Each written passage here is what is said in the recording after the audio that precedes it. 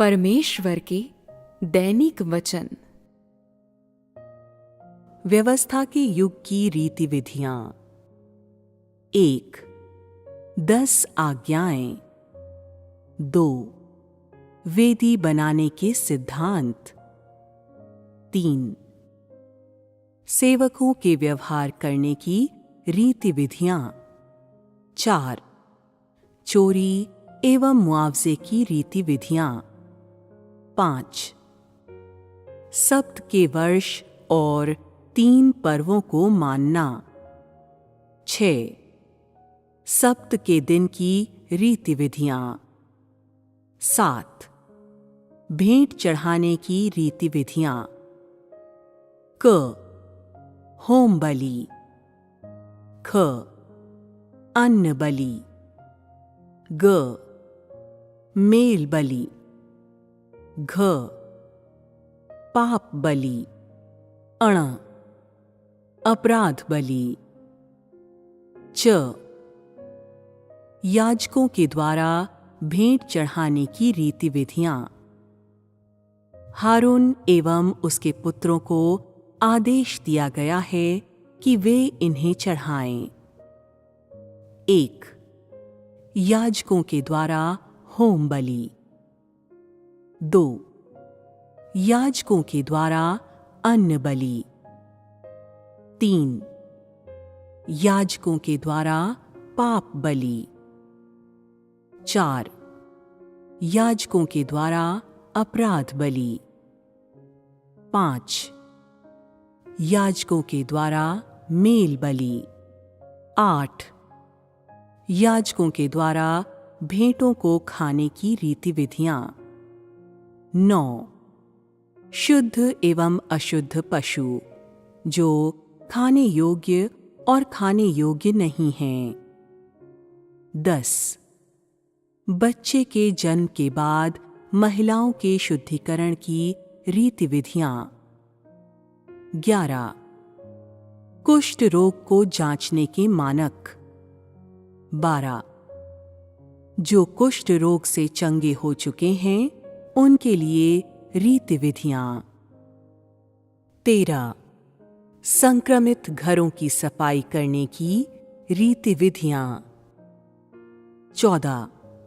असामान्य प्रवाह से पीड़ित लोगों के लिए रीति विधियां। 15. प्रायश्चित के दिन को साल में एक बार अवश्य मनाया जाना चाहिए। 16. पालतू पशुओं एवं भेड़ बकरियों की बलि चढ़ाने के नियम। 17. अन्य जाति के घिनौने रीति व्यवहारों के अनुसरण की मनाही। करीबी संबंधी से अनाचार नहीं करना और इत्यादि। 18.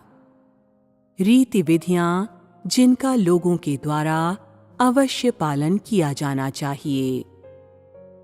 पवित्र बनो क्योंकि मैं यहोवा तुम्हारा परमेश्वर पवित्र हूं। 19. मोलेक को अपने बच्चों की बलि चढ़ाने वालों का वध करना। 20. व्यभिचार के अपराध की सजा के नियम। 21. नियम जिनका याजकों के द्वारा अवश्य पालन किया जाना चाहिए। उनके प्रतिदिन के व्यवहार के नियम, पवित्र चीजों का सेवन करने के नियम, बलिदान चढ़ाने के नियम एवं इत्यादि। 22. पर्व जिन्हें मनाया जाना चाहिए। सब्त का दिन, फसह, पिन्तेकुस्त, प्रायश्चित का दिन एवं इत्यादि। 23. अन्य रीति विधियां, दीपक जलाना, जुबली का दिन, भूमि का छुटकारा, मन्नत मानने, दशमांश की भेंटें एवं इत्यादि। व्यवस्था के युग की रीति विधियां समूची मानव जाति के निर्देशन के विषय में वास्तविक प्रमाण हैं। अतः तुम लोगों ने व्यवस्था के युग की इन रीति विधियों एवं सिद्धांतों को पढ़ा है। हाँ, क्या ये रीति विधियां एक व्यापक दायरे को घेरती हैं? पहला, वे 10 आज्ञाओं को घेरती हैं, जिसके बाद रीति विधियां हैं कि वेदी कैसे बनाएं एवं इत्यादि। इनके बाद सप्त का पालन करने एवं 3 पर्वों को मनाने की रीति विधियां आती हैं, जिसके बाद बलिदान चढ़ाने की रीति विधियां हैं। क्या तुम लोगों ने देखा था कि वहां कितने प्रकार के बलिदान हैं? यहाँ पर होम बलि, अन्न बलि, मेल बलि, पाप बलि एवं इत्यादि हैं, जो याजकों के लिए बलिदान की रीति विधियों के बाद आते हैं, जिसमें याजकों के द्वारा होम बलि एवं अन्न बलि और अन्य प्रकार के बलिदान शामिल होते हैं। 8वीं रीति विधि याजकों के द्वारा बलिदानों को खाने के लिए है, और उसके बाद ऐसी रीति विधियां हैं कि लोगों के जीवन के दौरान किन चीजों का पालन किया जाना चाहिए। लोगों के जीवन के कई पहलुओं के लिए आवश्यक शर्तें हैं, जैसे वे रीति विधियां कि वे क्या खा सकते हैं या क्या नहीं खा सकते हैं। बच्चे के जन्म के बाद महिलाओं के शुद्धिकरण के लिए और उनके लिए रीति विधियां जो कोढ़ से शुद्ध हो चुके हैं। इन रीति विधियों में परमेश्वर ने अब तक बीमारी के बारे में ही बात की है, और इनमें भेड़ बकरियों और पालतू पशुओं एवं इत्यादि को काटने के लिए भी रीति विधियां हैं। परमेश्वर के द्वारा भेड़ बकरियों और पालतू पशुओं की सृष्टि की गई थी, और जैसा परमेश्वर तुझसे कहता है तुझे वैसे ही उन्हें काटना चाहिए। बिना किसी संदेह के परमेश्वर के वचनों में तर्क है। जैसा परमेश्वर के द्वारा आदेश दिया गया है, निःसंदेह ऐसा करना सही है, और निश्चय ही ये लोगों के लिए लाभदायक है। ऐसे कई पर्व और नियम भी हैं कि उनका पालन किया जाए, जैसे सप्त का दिन, फसह और अन्य। परमेश्वर ने इन सब के बारे में बताया था। आओ हम आखिर के कुछ पर्वों एवं नियमों पर नजर डालें। अन्य रीति विधियां दीपक जलाना, जुबली का वर्ष, भूमि का छुटकारा, मन्नत मानना, दशमांश चढ़ाना और इत्यादि। क्या ये एक व्यापक दायरे को घेरते हैं? सबसे पहली बात जिसके विषय में बातचीत की गई वो है लोगों के बलिदान का मामला। उसके बाद चोरी एवं मुआवजे और सप्त के दिन के पालन की रीति विधियां हैं। जीवन के विवरणों का हर एक ब्यौरा शामिल है। कहने का तात्पर्य है, जब परमेश्वर ने अपनी प्रबंधकीय योजना के आधिकारिक कार्य की शुरुआत की थी, तब उसने अनेक रीति विधियों को ठहराया था, जिनका पालन मनुष्य के द्वारा किया जाना था। ये रीति विधियां मनुष्य को अनुमति देने के लिए थे, ताकि पृथ्वी पर मनुष्य के साधारण जीवन की अगुवाई करें।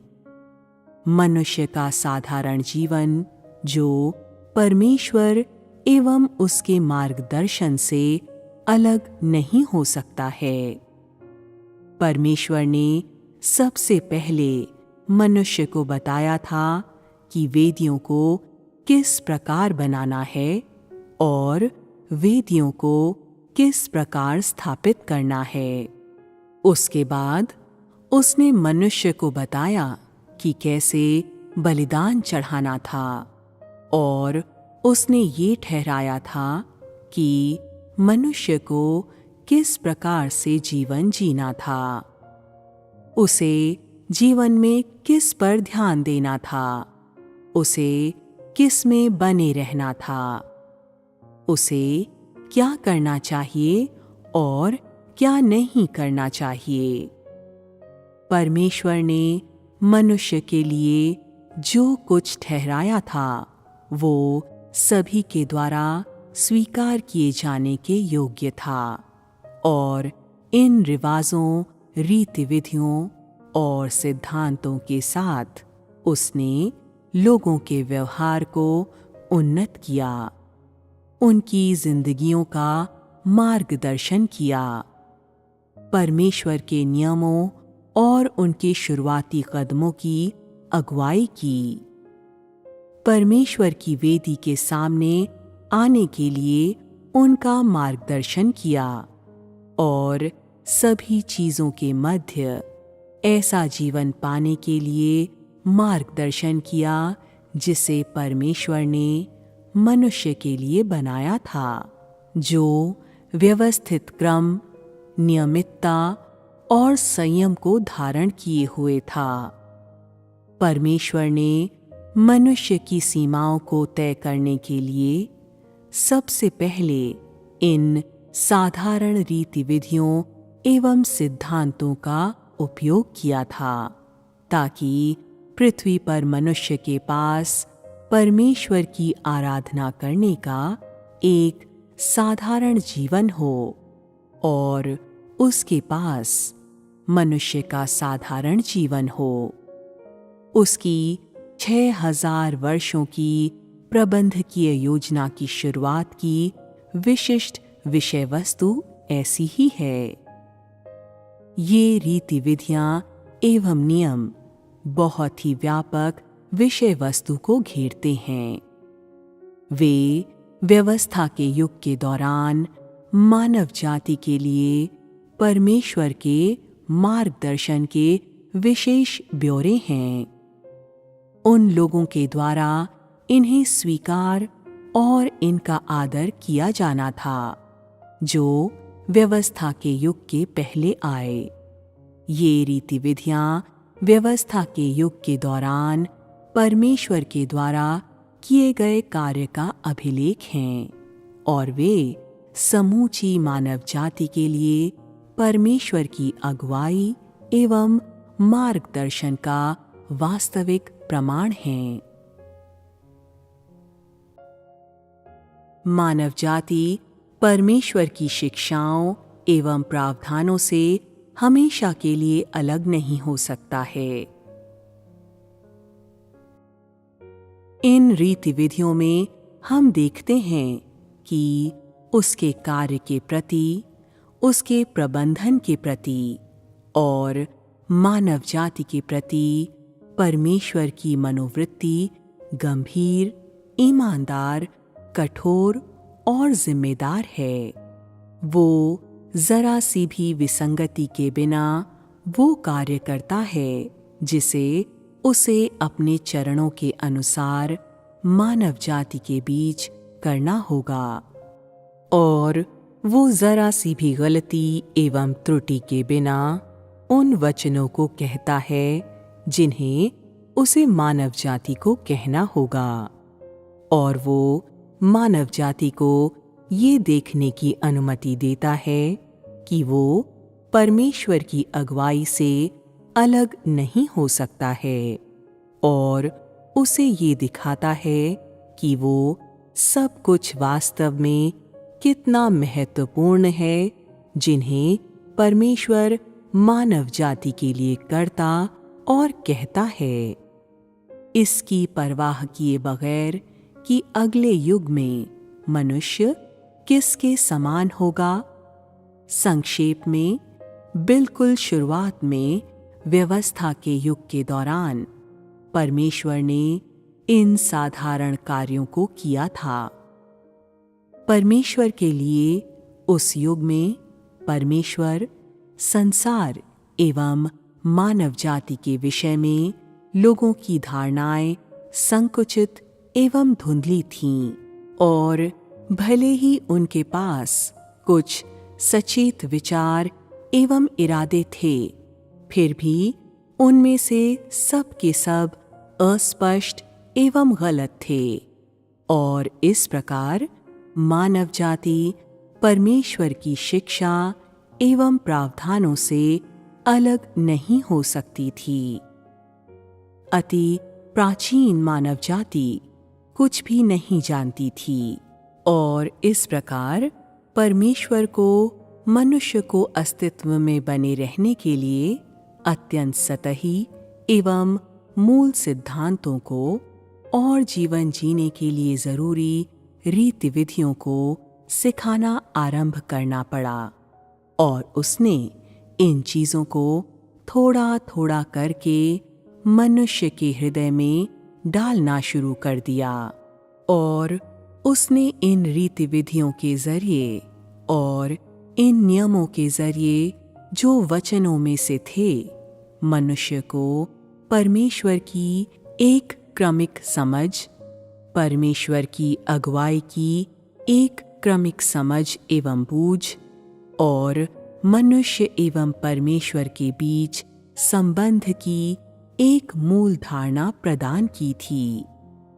जब इस प्रभाव को प्राप्त कर लिया गया, केवल इसके पश्चात ही परमेश्वर थोड़ा थोड़ा करके उस कार्य करने के योग्य हुआ जिसे वो बाद में करता, और इस प्रकार व्यवस्था के युग के दौरान ये रीति विधियां और परमेश्वर के द्वारा किया गया कार्य मानव जाति को बचाने के लिए उसके कार्य का सुदृढ़ आधार हैं, और परमेश्वर की प्रबंधकीय योजना में पहला चरण है।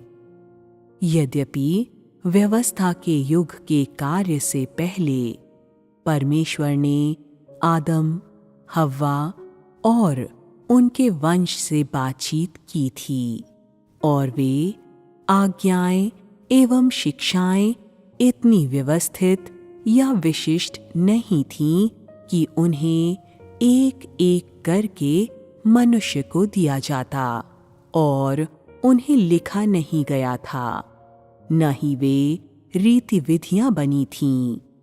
ये इसलिए है क्योंकि उस समय परमेश्वर की योजना उतनी दूर तक नहीं गई थी।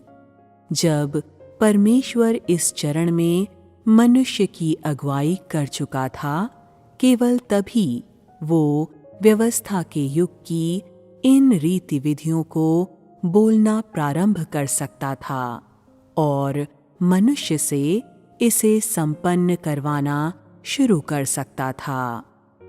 ये एक जरूरी प्रक्रिया थी और इसका परिणाम अपरिहार्य था। इन साधारण रीति रिवाजों एवं रीति विधियों ने मनुष्य को परमेश्वर के प्रबंधकीय कार्य के चरणों और परमेश्वर की बुद्धि को दिखाया, जो उसकी प्रबंधकीय योजना में प्रकट हुई थी। परमेश्वर जानता है कि शुरुआत करने के लिए किस विषय वस्तु एवं किन साधनों का उपयोग करना है, निरंतर जारी रखने के लिए किन साधनों का उपयोग करना है, समाप्त करने के लिए किन साधनों का उपयोग करना है, ताकि वो ऐसे लोगों के समूह को हासिल कर सके जो उसकी गवाही दे सकें, ताकि वो ऐसे लोगों के समूह को हासिल कर सके जो उसी के समान एक मन के हैं। वो जानता है कि मनुष्य के भीतर क्या है और जानता है कि उसमें क्या कमी है। वो जानता है कि उसे क्या उपलब्ध कराना है और उसे मनुष्य की अगुवाई कैसे करना है। और साथ ही वो ये भी जानता है कि मनुष्य को क्या करना चाहिए और क्या नहीं करना चाहिए। मनुष्य एक कठपुतली के समान है। भले ही उसके पास परमेश्वर की इच्छा की कोई समझ नहीं थी, फिर भी वो आज तक परमेश्वर के प्रबंधकीय कार्य की अगुवाई में कदम दर कदम चलने के सिवाय और कोई सहायता नहीं कर सकता है। जो कुछ परमेश्वर करने वाला था, उसके विषय में उसके हृदय में कोई अस्पष्टता नहीं थी। उसके हृदय में बहुत ही स्पष्ट एवं उज्जवल योजना थी और उसने उस कार्य को संपन्न किया था जिसे उसने स्वयं अपने चरणों एवं अपनी योजना के अनुसार करने की इच्छा की थी और जो सतह से गहराई की ओर बढ़ता जाता था।